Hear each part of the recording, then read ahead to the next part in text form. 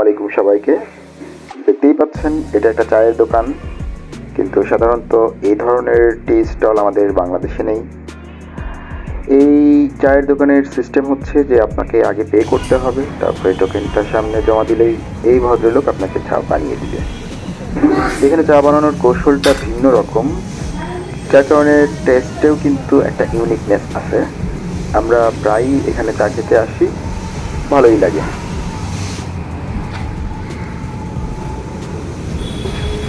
আমরা এখন আছি তামিলনাড়ুর একটা প্রসিদ্ধ স্থান ভেলোর। ভেলোর প্রসিদ্ধ হওয়ার পিছনে কিছু কারণ আছে। প্রধানত এখানকার চিকিৎসা ব্যবস্থা। 1900 সালের দিকে এখানে গড়ে ওঠে সিএমসি হসপিটাল। আর এই সিএমসি হসপিটালকে কেন্দ্র করে এশিয়ার বিভিন্ন দেশ থেকে জীবন বাঁচাতে মানুষ এখানে ছুটে চলে আসে। আর আমাদের বাংলাদেশ এবং পার্শ্ববর্তী ইন্ডিয়ার কলকাতা থেকে অনেক লোক এই ভেলোরে চিকিৎসা নিতে আসে।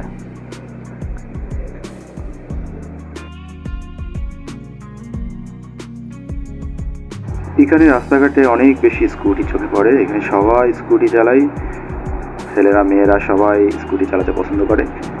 আর এখানকার মানুষগুলো একটু আমাদের থেকে হেলদি, যার কারণে স্কুটি তাদের জন্য কমফোর্টেবল। আর আমাদের দেশে সাধারণত বাইক, নর্মাল বাইক বেশি দেখা যায়। আমরা আজকে যাব আমাদের ইতিহাসের নায়ক আমাদের টিপু সুলতানের দুর্গ দেখতে। একসময় আসলে টিপু সুলতানের ব্যাপারটা আমাদের কাছে অন্যরকম ছিল। 90 দশকে আমরা বড় হয়েছি। ওই সময় যেদিন টিপু সুলতান হতো বা টিপু সুলতানের কাহিনী আমাদের কাছে আসলে একটা ব্যাপারটা স্বপ্নের মতো।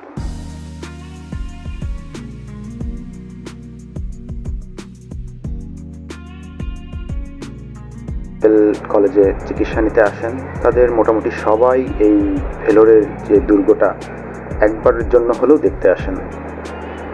তো আমাদের হাতে যেহেতু সুযোগ ছিল, সেহেতু আমরাও চলে আসলাম দেখার উদ্দেশ্যে।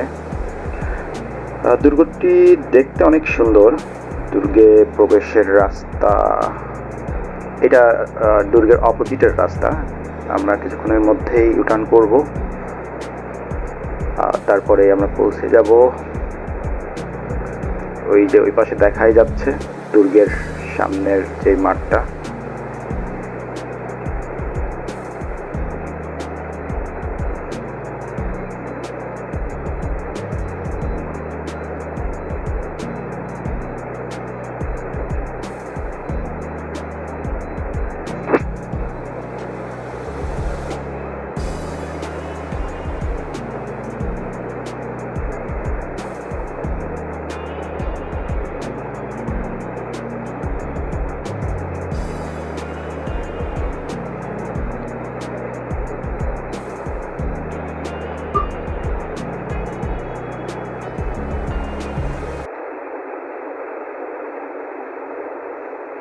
আমরা এটা হচ্ছে মেইন ফটক। এই মেইন ফটকে পরে আসব, এখান থেকে কিছু ভিডিও ছবি নিব।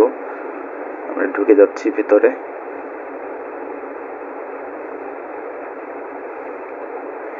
এই জায়গাটা অনেক বড়, সম্ভবত 200 একর। আমরা পৌঁছে গেছি। আমরা এখন চিন্তা করছি যে কোন দিক থেকে শুরু করব। মোবাইল ম্যাপ থেকে যেটা দেখলাম সেটা হচ্ছে আমাদের ডান দিক থেকে শুরু করলে সুবিধা হবে।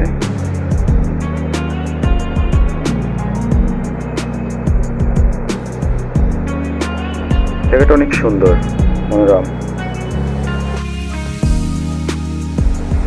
এই দুর্গে ঢোকার প্রথমে আপনার যে জিনিসটা চোখে পড়বে সেটা হচ্ছে এখানে সব কিছু পাথর দিয়ে নির্মিত।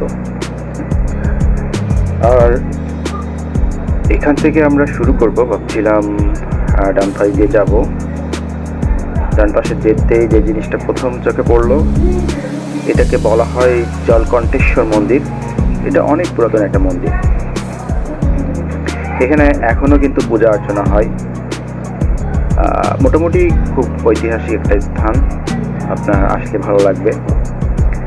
আর এখানে সবচেয়ে যে জিনিসটা অবাক করা সেটা হচ্ছে এটার নির্মাণ কৌশল। এটার নির্মাণ কৌশল আসলে আপনাকে অভিভূত করবে।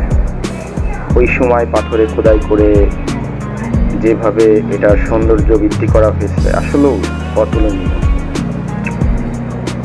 এই মন্দিরের মধ্যে আমরা পরবর্তীতে আসবো, ভেতরে কি আছে আমরা একটু ঘুরে ঘুরে দেখবো।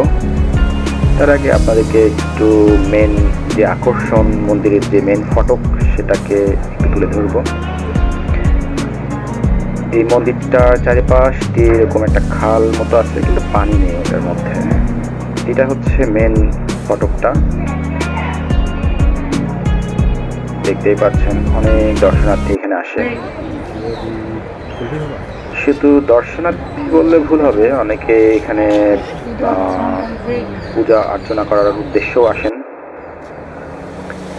এখানে ছোট্ট একটা বাজার দেখলাম। এই বাজারটা আসলে এখানে অনেক ধরনের মূর্তি আর অনেক জিনিসপত্র পাওয়া যায়।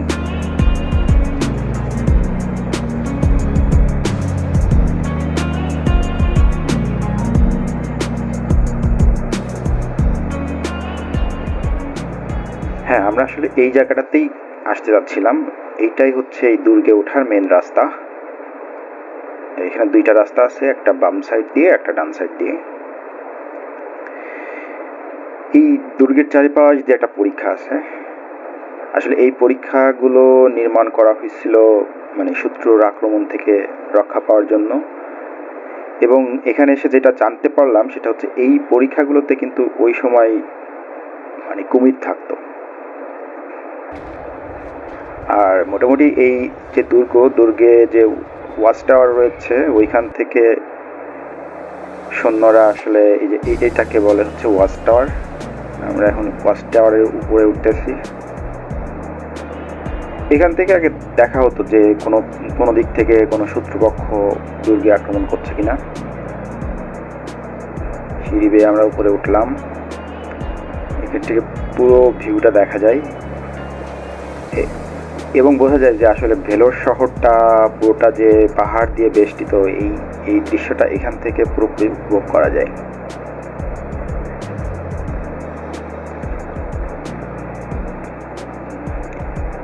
এই পাথরের যে কলা কৌশলীগুলো আপনার দেখতে ভালোই লাগবে আর কি। আমি একটু হেঁটে হেঁটে ঘুরে বেড়াচ্ছিলাম।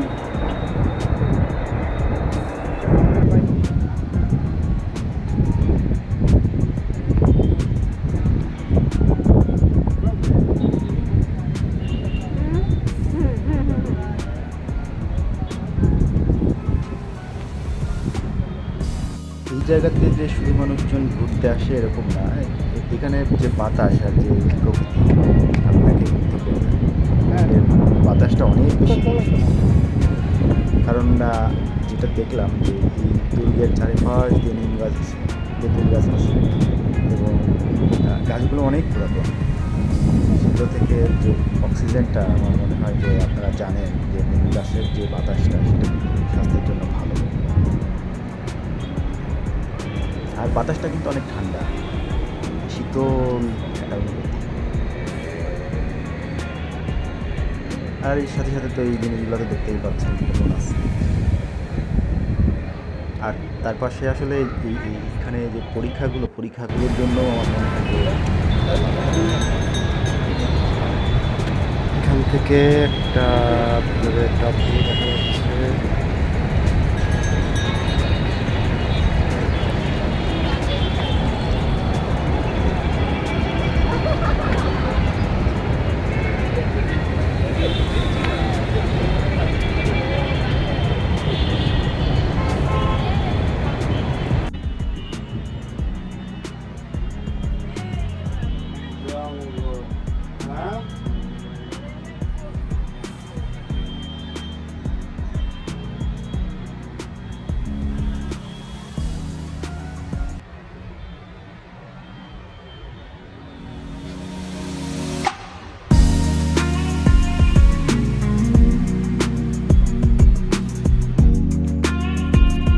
টিপু সুলতান ছিলেন মূলত মহীশূর রাজ্যের শাসনকর্তা। তার বাবা হায়দার আলী যখন মারা যান তারপরে তিনি ক্ষমতায় আসেন। তো ইংরেজদের সাথে কিন্তু তার একটা চরম বৈরিতা ছিল। তিনি ইংরেজদের সাথে অসীম সাহসিকতার সাথে যুদ্ধ করেন। আর এই কারণে কিন্তু তাকে শেরে মহীশূর বা মহীশূরের বাঘও বলা হয়। আর ইংরেজরাই কিন্তু তাকে এই উপাধি দেয়, সবচেয়ে মজার কথা। আর যাই হোক, এখানে মূলত টিপু সুলতান নিজে থাকতেন না। টিপু সুলতান যখন যুদ্ধে নিহত হন ইংরেজদের কাছে, তখন টিপু সুলতানের পরিবার এবং তার রাজ্যের সদস্যদের এখানে নিয়ে এসে বন্দি করা হয়। আমরা আসলে ওই জায়গাটাতেই যেতে যাচ্ছিলাম, কোথায় আসলে টিপু মহল, কোথায় হায়দার মহল।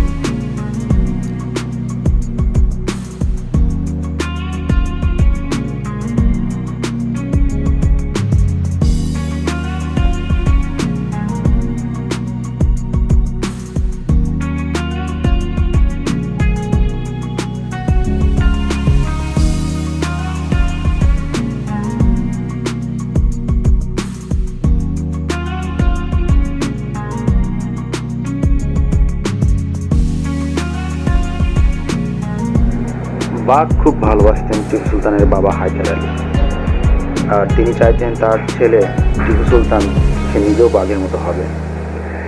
এবং টিপু সুলতানের যখন জন্ম হয়, জন্মের আগে একজন ফকির আসছিল টিপু সুলতানের বাবার কাছে, তার কোনো সন্তান ছিল না।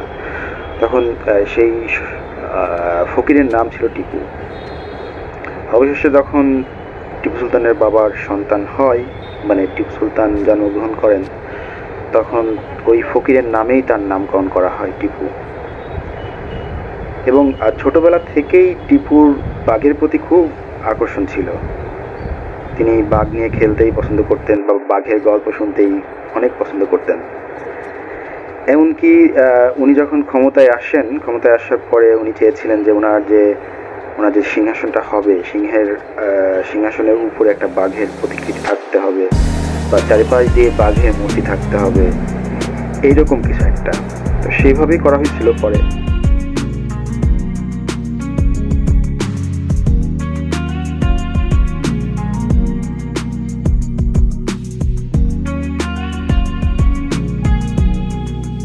এখানে একটা তেঁতুল গাছ দেখতে পারলাম, এটার বয়স সম্ভবত 200 বছরের কাছে হবে, অনেক বয়স। এবং গাছে তেঁতুল ধরেছিল। এই তেঁতুল গাছের সংখ্যা দেখে একটু অবাকই লাগছে, ওরা কি তেঁতুল খেতে পছন্দ করতো? তেঁতুল গাছ, নিম গাছ, এগুলো অনেক বেশি।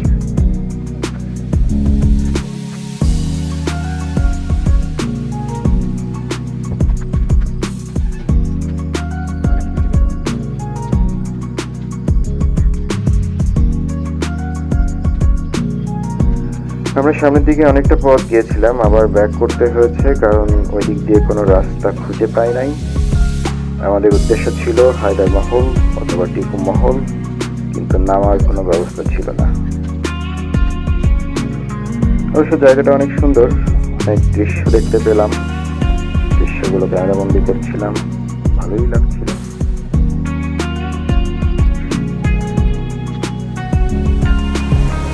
টিপু সুলতান সম্পর্কে বিস্তারিত জানতে আপনারা একটা বই পড়তে পারেন চাইলে।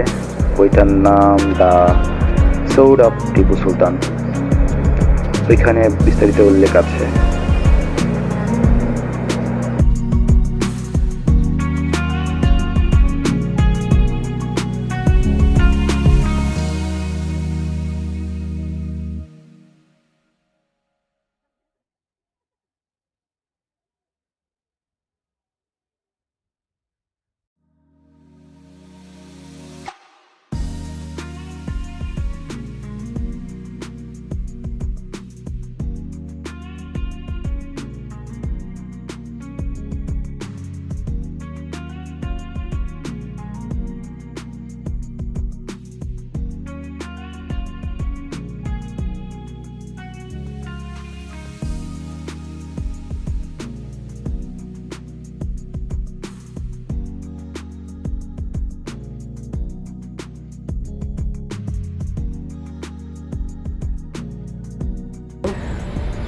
আমরা টিপু সুলতান সম্পর্কে অনেকেই জানি, এবং আমাদের ছোটোবেলার নায়ক ছিল টিপু সুলতান। টিপু সুলতানের তরবারি আমরা খুব পছন্দ করতাম।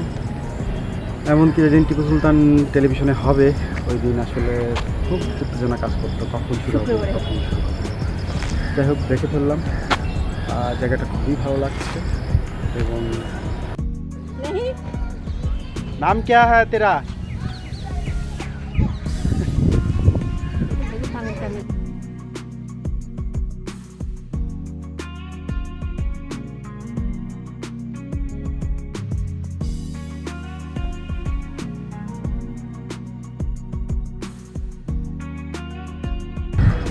আসলে এখানে আসছি আমরা 14 তারিখে। তো তারপর থেকেই আমরা রুমের মধ্যে একটা হোটেল থেকে আরেকটা হোটেলে, আমাদের হসপিটালে কিছু কাজ ছিল, সেগুলো শেষ। মোটামুটি এখন কিছু কাজ করছিলাম এইখানে। মানে ওই পাশটাতে অনেক গরম এবং অনেক গ্যাদারিং। এখানে আসার পরে যে জিনিসটা মনে হচ্ছে খুব সুন্দর পরিমল শীতল একটা আবহাওয়া। এই পাশে লেক আছে আর পুরোটা একটা বাউন্ডারি। এই বাউন্ডারিগুলো আসলে মূলত আগের সময়, মানে এটা আসলে মেনলি এখানে আসার বিশেষ কারণ হচ্ছে এটা হচ্ছে টিপু সুলতানের এরিয়া। এবং এই যে দেখতে পাচ্ছেন যে এই যে ফোর্টগুলো এগুলো এখান থেকে আসলে আগের সময় এই জায়গাগুলো কিছু প্রোটেকশন নেওয়া হয় যাতে কেউ এই দুর্গে আক্রমণ করতে না পারে। ভিতরে আরও অনেক কিছু আছে, জিনিসগুলো আমি ভিডিওতে দেখাবো, সমস্যা নেই। আর যদি বলতে হয় যে পরিবেশটা এইখানে দেখেন, এই পাহাড়ের মধ্যে একটা ফোর্ট।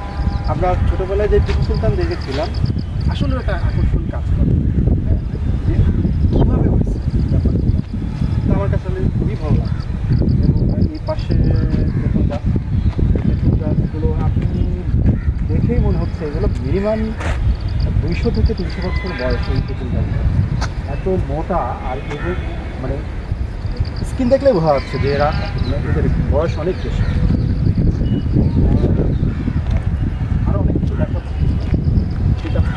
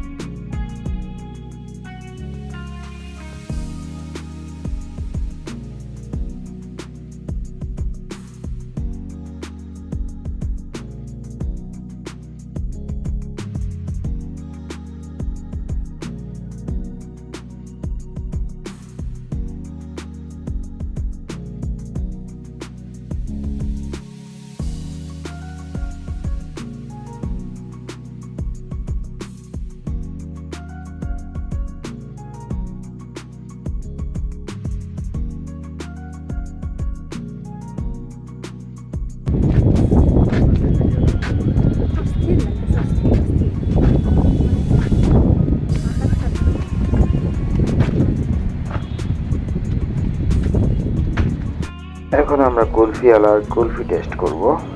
ये कितने रुपये भैया? हाँ,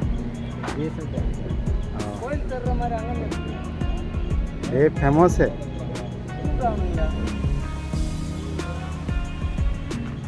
Pesta kufi.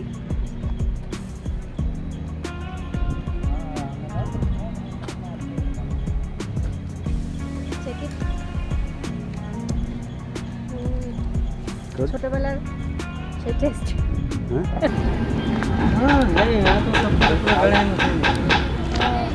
कल पे नमाज पे गया, जाएगा नहीं मिला। वहाँ पर एक जनाजा नमाज था, ये जनाजा नमाज अदा करके चला आया। टाइम नहीं, यहाँ तो ये 2 बजे से लेकर 2:30 बजे तक होता है। 1:30 बजे 2 बजे यहाँ पर क्या क्या है? Milk, only milk. मिल्क है, बादाम है, मिल्क बिस्किट है।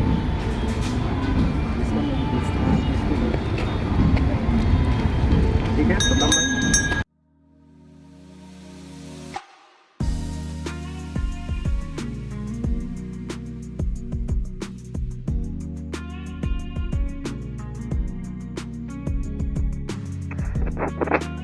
আচ্ছা, এখন আমরা ঘুরে আসার পরে বুঝলাম যে ওইদিকে টিপু মহল বা হায়দার মহল নাই, হায়দার মহল টিপু মহল এইদিকে।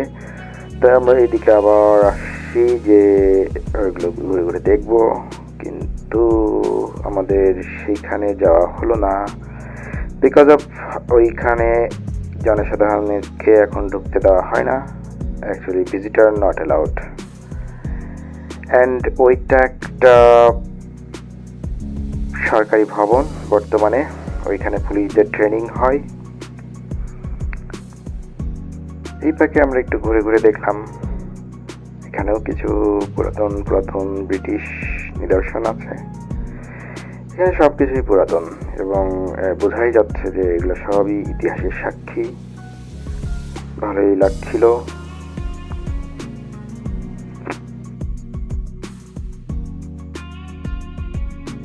এই সম্পূর্ণ এরিয়াটিতে একটি মন্দির, একটি মসজিদ এবং একটি গির্জা রয়েছে।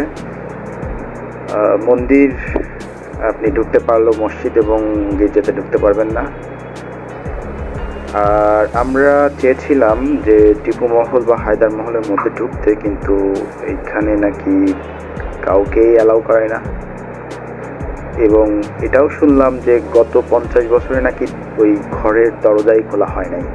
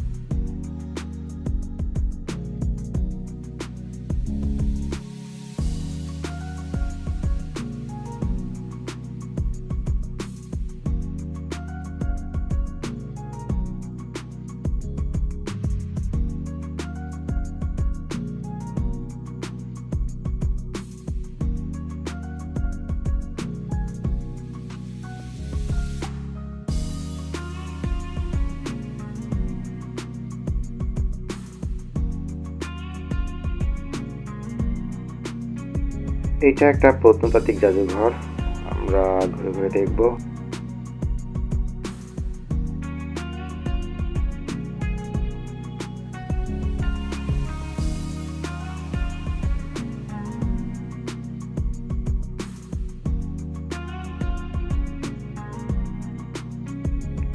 এগুলো ওই সময়ে কামান।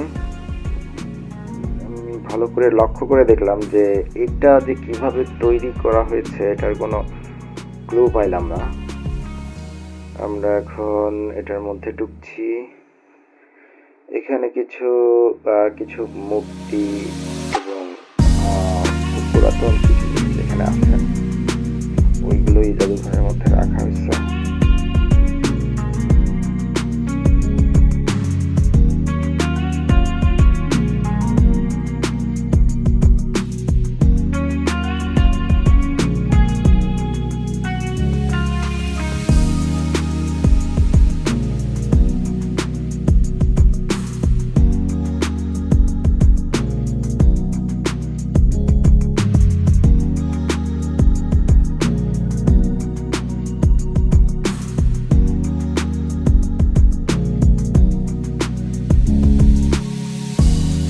এখানে জিনিসগুলো মোটামুটি 600 থেকে 800 খ্রিস্টাব্দের মধ্যে তৈরি।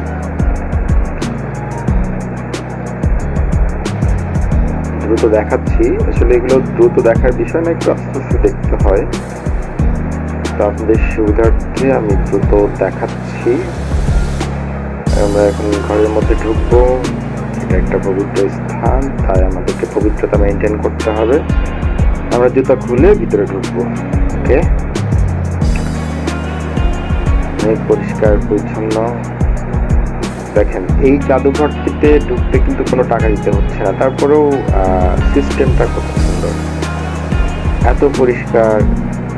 মানে এগুলো যারা মেনটেন করতেছে তাদের একটা ডিসিপ্লিন আছে। এই ডিসিপ্লিনটা আসলে সবার থাকা দরকার। যেখানে যেই সিস্টেম সেই সিস্টেম মানা। এখানে কিছু পিকচার আছে ওই সময়কার, এগুলো সবই আসলে যেহেতু ওই সময় ক্যামেরা ছিল না, এগুলো আর্টিস্ট দিয়ে আঁকানো।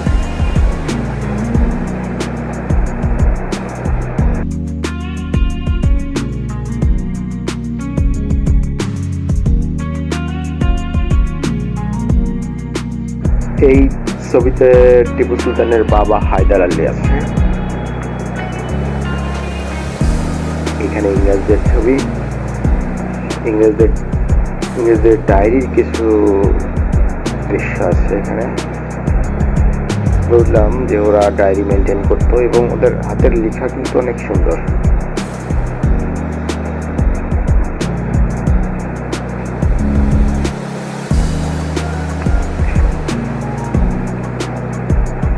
ওখানে পাশাপাশি দুইটা জাদুঘর আছে, আমরা এটা দেখা শেষ হলে ওইটাতে যাব।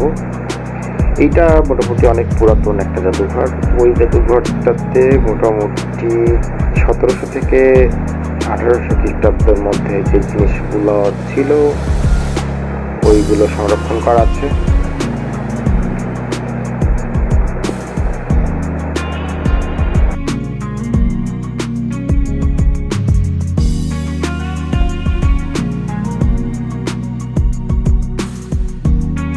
আচ্ছা, আমার চোখে একটা ম্যাপ পড়েছে, যে ম্যাপটা ভারত ভাগের আগের ম্যাপ। এইখানে দেখেন, এখানে কিন্তু বাংলাদেশ খুঁজে পাবেন না, পুরোটাই একসাথে।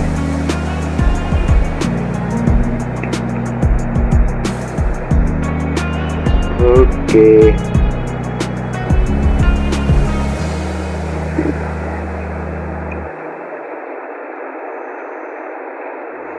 দেখতে থাকুন।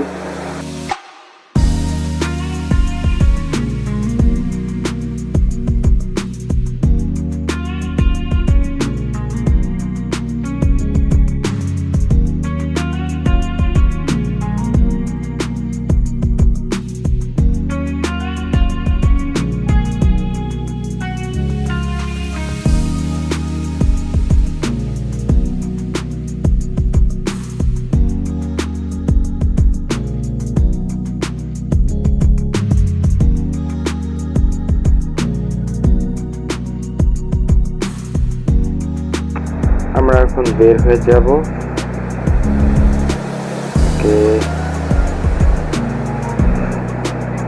বেরোচ্ছিলাম,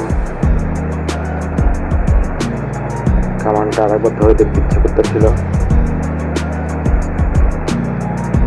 কামান চালানো আমার অনেক শখ।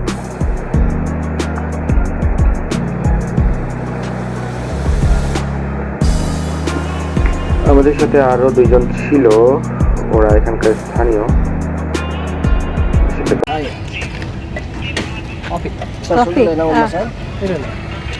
चाय वाला कॉफी कॉफी खाएगा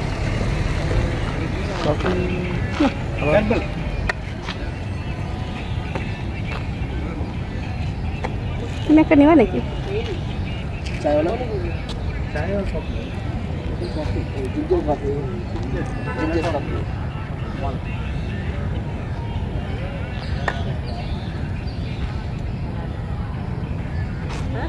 some जिंजर कॉफी मैडम हमारा सोलर का टाइम दिया गया सोलर ना और ये सब रह रहा है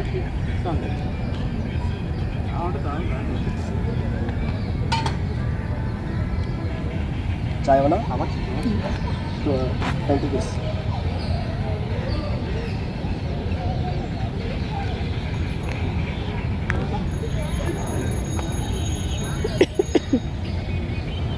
যাই হোক, কফিটা কিন্তু একদমই ভালো ছিল না, আমার কাছে মজা লাগে না।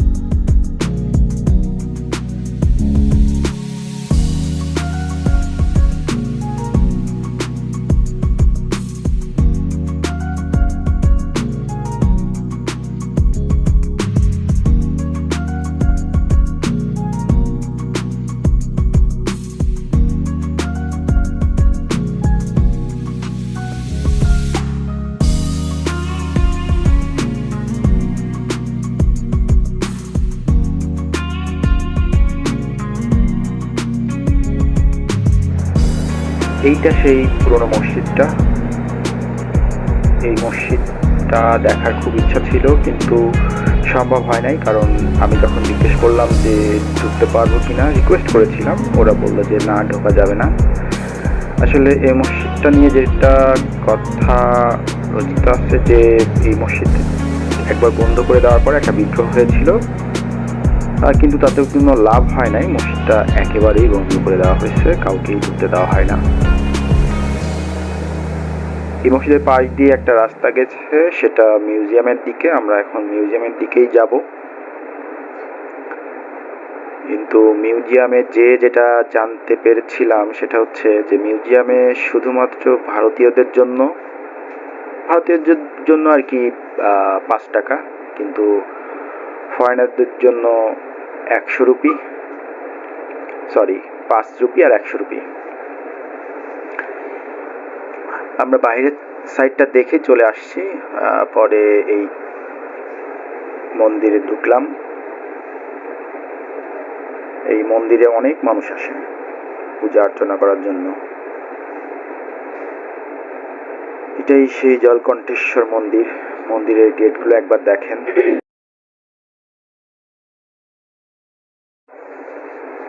মন্দিরটা এখন ঘুরে ঘুরে আপনাদেরকে দেখাবো। আর দেখুন এর গেটটা কিরকম। এই গেটটা কিন্তু লোহার একটা গেট। গেটটা অসাধারণ, স্থাপত্য শৈলী অবাক করা।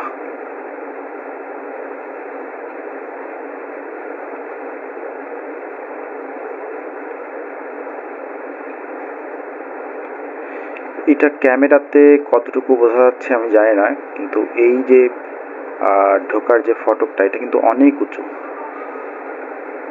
এখানে একটা দান বাক্স দেখলাম। এইখানে অনেকেই বসে আছে, তারা বিভিন্ন উদ্দেশ্যে এখানে এসেছে।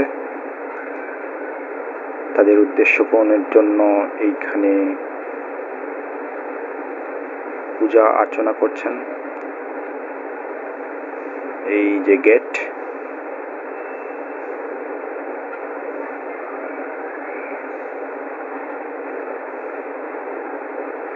এখানে দৃশ্যগুলো কিছুটা ব্যতিক্রম ছিল আমার কাছে, মানে আমি আগে কখনো এই ধরনের দৃশ্য দেখি নাই।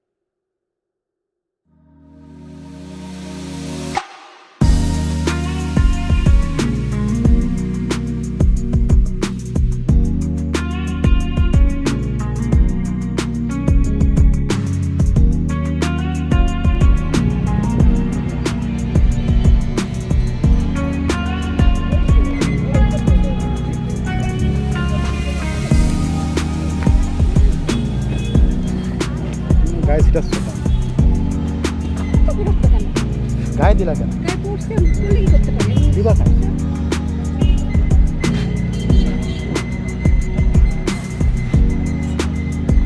সেটা